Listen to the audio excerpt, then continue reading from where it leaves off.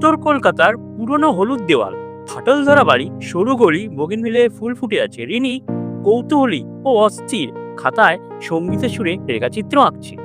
রিনি উকি দেয় দাদুর অন্ধকার ঘরে। পুরনো রেকর্ড, বই আর একখানা হারমোনিয়ামে ভরা। জানলায় বৃষ্টির টুপটাপ শব্দ পড়ছে, কেন মনে হচ্ছে কাউর কণ্ঠ ভেসে আসছে। হল ঘরে দাঁড়িয়ে রিনি স্থির হয়ে যায়। গান শুনতে পায়, আমি চিনি গো চিনি তোমারে। গান শেষ করে দাদু হাসি। রিনি লজ্জায় দাঁড়িয়ে আছে দরজার কাছে। রিনি লাজুকভাবে জিজ্ঞেস করে, আমাকে শেখাবে দাদু? দাদুর মুখে উজ্জ্বল হয়ে ওঠে আনন্দে। দাদু ও রিনি একসাথে হারমোনিয়াম পরিষ্কার করে।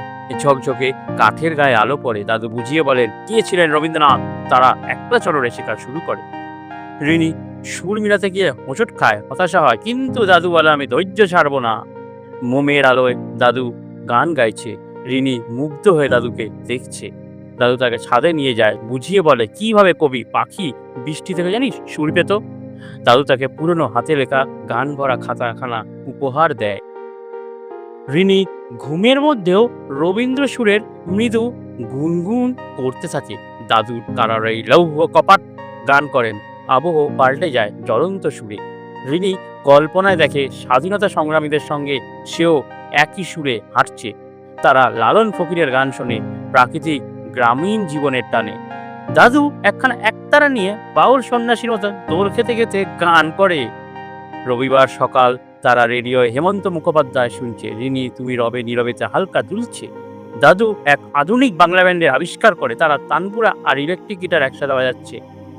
প্রতিদিনের চর্চা, ভুল ত্রুটিয়া ছোট ছোট সাফল্যের কোলায় আসছে। রিনি আর দাদু একসাথে গুনগুন করছে। দাদু স্নেহ ভরে রিনিকে চুমু খায়। রিনি নোটিশ বোর্ডে সঙ্গীত প্রতিযোগিতার পোস্টার দেখে দ্বিধায় পড়ে যায় সে। স্টেজের পেছনে রিনি কাঁপছে, দাদুর গানের খাতা আঁকড়ে ধরে আছে।